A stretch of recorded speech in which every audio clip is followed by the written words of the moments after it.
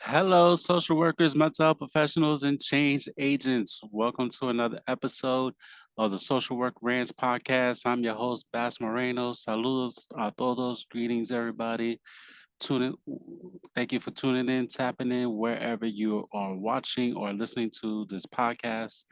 Episode 99, 99, like Yankee superstar Aaron Judge, who wears number 99 on the Yankees.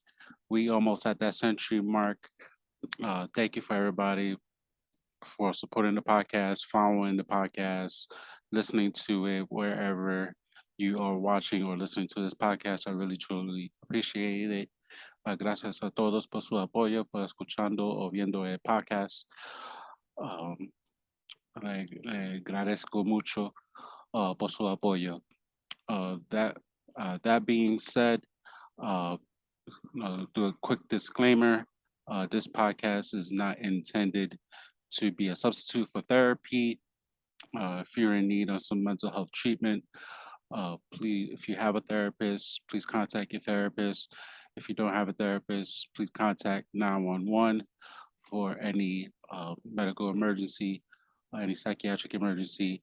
If you're out of the continental U.S., contact your local emergency services for any support or treatment. That being said, hope everybody's doing well. I am recording this on Labor Day, September 5th, 2022. I'm on the balcony, my porch, my balcony. So if you hear a dog in the background, I'm recording this in my balcony in my house. So I had a good few days off. I've been wanting to do this episode for a while. This episode, I'm gonna be talking about the Social Work Licensure Compact. I got some issues with it, so I'm here to talk about my issues with this drafted compacts. Uh, Hope everybody's doing well, enjoying their long weekend. If you are working this weekend, shout out to you for doing the work and keep on keeping on. So before we get started, you could subscribe, follow the podcast on YouTube, hit that red subscribe button, follow along. I'm going to be trying to attempt to put on some extra short videos on on the YouTube. Like I'm uh, got a speeding race car in a residential area, so that's life in Delaware for you. Um, follow follow along on YouTube. You can follow the podcast on social media on Instagram at the Social Work Rants Podcast. That's all one word. You can follow the podcast on Twitter at Social Work Rants and hit that like button on Facebook, aka Meta. Right in the Social Work Rants Podcast and hit the like button on the Facebook page. This episode is brought to you by BasCity Entertainment, your home for online holistic self care for social workers, mental health professionals, using poetry and Zumba with the book out in bookstores and on Amazon, both in paperback and on Kindle, Triumph Through Pain, How to Maximize Your Full Potential During Hard Times, a 30-page poetry book of surviving trauma during the pandemic and grief, loss, self-awareness, anxiety, financial literacy, all in 30 pages, short poems that I wrote during the heart of the pandemic. It is out on Amazon on paperback, 30 pages, and it's also on Kindle if you're into the Kindle. And I'm planning on doing the audio book that will be hopefully later on this year in God's will. So for those that purchased the book, thank you so much for purchasing. Please leave a review of the book. I would really truly appreciate it. Uh, Definitely tune in, tap in. Also, an announcement. I am doing a live Zumba class for my early birthday, September 18th at 12 noon. That's a Sunday. Go to bassmoreno.com for your purchase of it's only $5.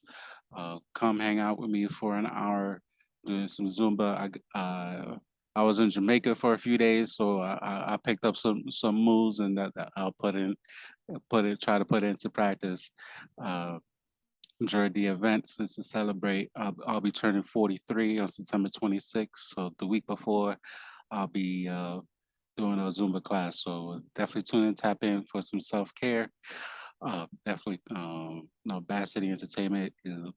Self care is not just a hashtag; it's a way of life. So definitely tune in, tap in. October 5th, the another big day. I got a lot going on. So October 5th in New York City, Latinx and Social Work Volume 2 book launch, book signing will be taking place in New York City. Pre-sale tickets are going on currently. Definitely follow Latinx and Social Work on Instagram, and also if you follow the podcast on Instagram, the purchase for the pre-sale and the tickets are available on the Social Work Race podcast IG page. So a lot of good things, a lot of great things. God is really putting a lot of work in after all my trauma that I experienced, losing clients from COVID and losing my mom from COVID at the same time, 2022. Also, I lost my aunt earlier this year, my favorite aunt in PR. But God is really putting His work, and definitely being blessed this year with a lot of great things. So let me get right into this compact. It, the framework, it is a draft. It's not the final piece of this compact. I think, from my understanding, they might try to put at least the final draft for this compact later this month. I would suggest all social workers to read the compact.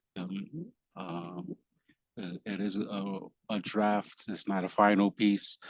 And one thing off the bat, I've been stressing that the social work profession as a whole, as much as I enjoy being in the profession, I've been in the social work field for just over 20 years. For me, I think I got 10 good years in me, especially if I work at a job that's no longer taxing on my body. I think I could do another 10 years. And that being said, I stress that the social work profession should not just cater to those with an LCSW or LICSW, whatever that clinical license is. Um, it's not fair to people who want to come into the profession and get their MSWs, those who already have their MSWs, or those like myself who have their LMSWs, or in Delaware, there's people who are licensed that just have their BSWs that are licensed. So that I hope that changes, that we not just focus on the LCs, or those who have a clinical licensure. Uh, you could definitely make money, even though it'll be a little harder, but definitely make some money with a MSW. So that being said, this compact, for the most part, focuses for those with a LICSW or LCSW, and you have to take that damn, as part of the compact, take that damn ASWB exam. And if you listen to the last episode of the podcast, I've gave my real life, taking my real life take on the exam. I've taken the test 5 different times. ASWB got over $1,000 of my money, and if I could help it, ASWB will not see another dime out of my pockets. So that's my first gripe with this compact, is that you have to pass the exam. And please sign the petition. There's a petition out there. I'll try to put the petition in the show notes. The exam, ASWB proof what we already know, that the test is culturally biased towards Black and Brown folks, those who are older adults. Uh, it's definitely a bias against us. African Americans, Latinos, and older adults, social workers who trying to take the exam because they need to either keep their job or they want to move up in their career. They need the exam to make more money. So they already proved that it's culturally biased. So why would I pay another dime for a test that's culturally biased where I can use my skills and do other things and make an impact in the profession? So that's the main thing with this compact, that uh, taking this test and passing it. Um, like those with the who are licensed but their bachelor level social workers are not eligible under, from what I saw, under this compact. Um, Myself, I live in Delaware. I'm 2 hours away from Washington, D.C. I'm an hour and change away from Philly. Like 3 hours from New York City. That's already three. Baltimore, depending where in Baltimore, about anywhere from 45 minutes to just over an hour, maybe an hour and a half from Baltimore. So that's already four major cities that I could be making an impact under this compact and have clients, be licensed under a compact. And, I hope all 50 states get into the sign this compact. Social work needs to have some uniform, like all 50 states need to buy in. That way, you know, for myself, like if you listen to the podcast, I moved out of New York City and moved to Delaware in 2020. So what if I moved and I was a LCSW and I moved from New York, which is under the compact, and moved to Delaware, which is not, and then like I can't do telehealth unless I'm in my own state. Like that wouldn't be fair. So they definitely need some uniform. Uh, all 50 states need to buy in, or most of the states need to buy um, into this, into the compact. Obviously there's a worker shortage all over the U.S. Definitely shortage of uh, social workers of color. Even though we're coming along and making great strides, but there's obviously a lot of social workers are predominantly white. So and we still have a huge immigration issue that needs to be taken care of. We got a lot of Black and brown folks who are continue to struggle. There's a lot of systemic racism going on in this country, and the government's not helping to fix that. Um, Pandemic that we are still in has really affected Black and brown folks the hardest, and we need to get our issues across and being dealt with and taken care of, and we need social workers of color who can relate to the people who are in the communities being harmed. So um, that and it goes hand in hand with this compact and with this ASWB exam. So a good thing about the compact, you can practice telehealth in different states if the states participate in. So you definitely got to do the research of what states are willing to participate in this compact, and that remains to be seen of what states are going to participate, and you got to know what the laws of the states you're going to practice in, because every state, as we've seen, does things different. We got abortion issues. We got LBGTQ issues going on, and each state does things a little bit different, and we need to know the laws that's going on. And we midterm elections are coming up, so we got a huge states like Georgia with a huge governor race happening. We got in New York there's a governor race that's happening. We got uh, members of Congress, Congress races that are big, and so there's a lot of important races in terms of government happening, and so these laws are going to be constantly changing, and we need to be up to date with that once this compact, whenever it does happen. It could be implemented, the compacts, anywhere between 20 by the end of 2023 into 2025. Obviously, they got to do a final revision. I hope more social workers, read this compact and let the people who wrote this draft know their feelings on that, and hopefully make any changes that really could benefit us,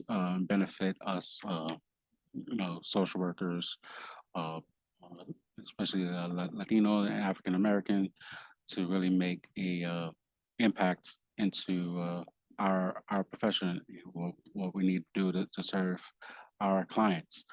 Um, that being said, another issue is that is not offering clinical supervision. Like if we're going to work in different states, we need to provide supervision for our social workers, especially in different states. Like as I just mentioned, each state does things a little different. What work in your home state may not work in the other state that you got clients in. So definitely that plays a impact in the work that we trying to do. So that being said, I'm looking down because I'm taking notes. I took a lot of notes based on reading the compact and listening to what other social workers had to say about the compact, and there's other you know podcasts, social work podcasts that already talked about the compact. Shout out to my friend Catherine. She did a whole episode about it. Um, I liked her perspective, especially on the clinical supervision piece. Yeah, there definitely needs some sort of clinical supervision. And then from my experience, just because you got an LC um, or LM doesn't mean you know how to supervise somebody. So the license is just a piece of paper, but if you don't know how to supervise somebody, then that's kind of just it needs to be better, supervision, or supervision, in general, because we need the hours towards getting our clinical licensure if we want to go that route. So, of course, there may have to be another fee on top of renewing your license and getting uh, what's called a regulated social worker license. There's probably going to be an extra fee to that. So, you renew your license in your home state and then get the social work licensure compact license. So you'll be known as a regulated social worker. So I'm sure there will be a fee, an extra fee to that. There's nothing but fees in social work. When I first saw the regulated social worker, the first thing that popped in my head was that Warren G and Nate Dogg song "Regulator." So I was like, "What the heck?" So for all my hip hop heads out there, that's what popped in my head first. So I was like, I found that interesting that they use regulated social worker. Um, it just sounds interesting to me. Um, so your state or wherever state you're in, another point is that must be part of the compact. And if you move to a state that is not part of the compacts, um, basically you're going to be out of being a part of the compact and providing the telehealth to the other states. So that's why I stress the all 50 states should be a part into it, or at least those with in major cities, like know, with DC, Philly, New York, California, Texas, Florida. We can't forget about the Midwest and those in rural um, cities, major cities and rural areas as well. Like they need a lot of support as well.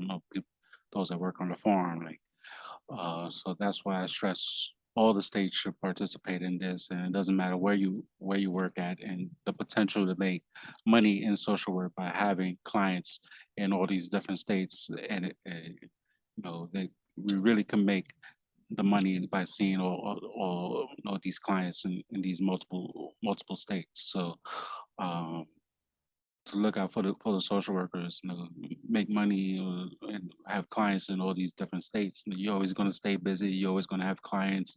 If you have cancellations, you can see somebody in another state and time zones, and you know, you know, you want to. Grad schools have us going into private practices, and without teaching the business fundamentals. So now all these practices, if you got a private practice, your practice could be booming under, if it's not already booming, be under this compact. So um, that's why I stress all the states need to participate in this. Like I mentioned before, you got it's your response. It will be your responsibility to know the laws of the states you'll be working in. For myself, I got a client in Pennsylvania. I need to know about the laws in Pennsylvania. Or take a client in California and know what are the laws out there. So um, if it takes some research, definitely uh, it's going to take some time to really break things down, write things down as and be organized to what states you want to work in, what be beneficial for you. Time zones play a part. Time zones really kick my butt in terms of even doing the podcast, but uh having like East Coast time compared to West Coast time, and when I set up guests, having guests on the podcast,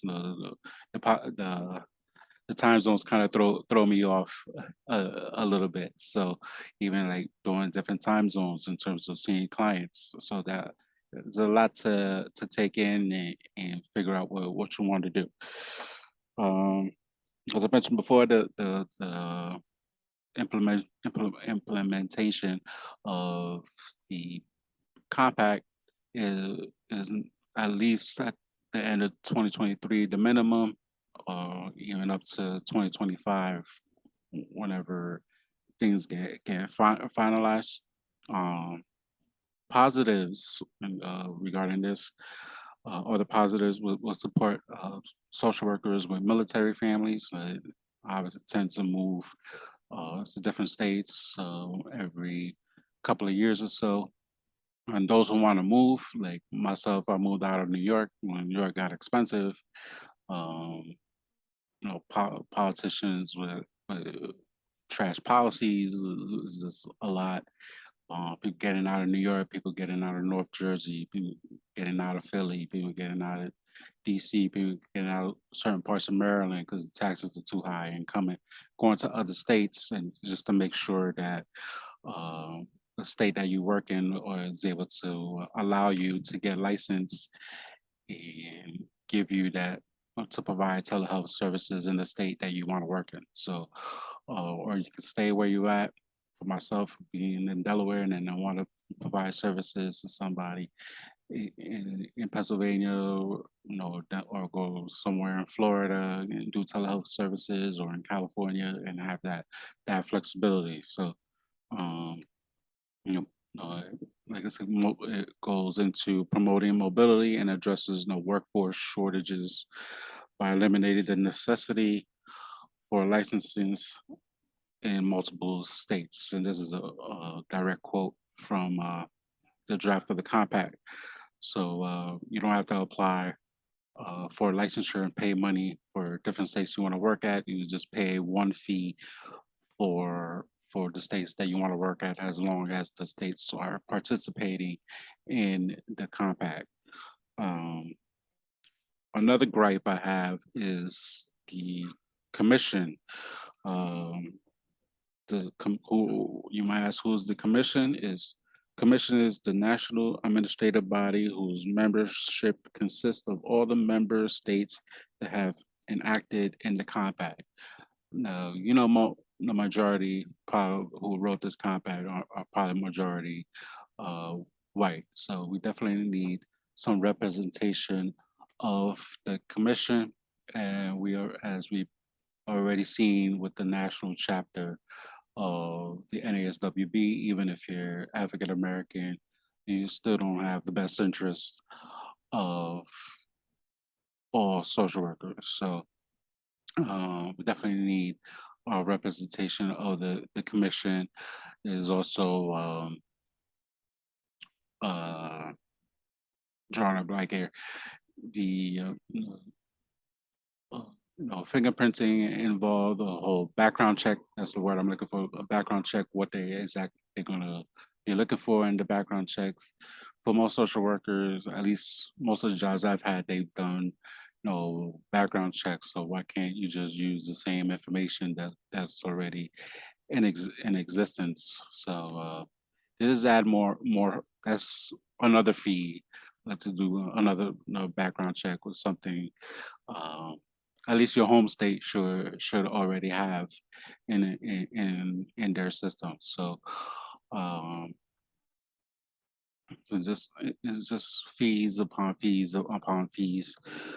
Definitely an issue, and I just hope there's representation again regarding the commission of the body who is actually going to be enacting this social work licensing compact. And again, hope every state, as I mentioned before, participates in this. It'll be interesting to see what the final draft is going to look like. How is this going to be implemented? Who joins into this compact? What states don't participate that you think probably should participate? No, that's going to be interesting. Shout out to the dogs in the in the background, um, and definitely see um, what all this entails, how it's going to look like, who gets to participate. I do like the fact that you have to have a MSW in order to be considered for this.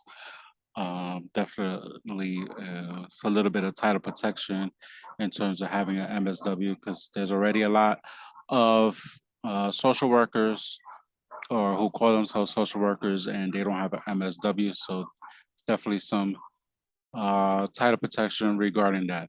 Um, and is just a way to be seen attitude as to what all this social work licensure compact, the finalization of it, what that entails, who's participating, uh, and if they're even going to keep the wording of regulated social worker. I just again found that interesting and be like, I'm a regulated social worker, like Bass Marino, LMSW, regulated social worker here. It just sounds kind of funny to say. But that being said, um, those are my thoughts. Let me know what you guys think in the comments. Make sure you rate the podcast on Spotify or Apple Podcasts. Let me know what you think. Shoot me a DM on the Social Work Grants podcast on IG or even on Twitter. Let me know what you think about the compact. It kind of goes hand in hand with the ASWB exam. That definitely needs to be out in terms of the compact. So sign the petition. Get this damn exam that's ruining our profession, ruining our livelihood to make money in this uh, profession that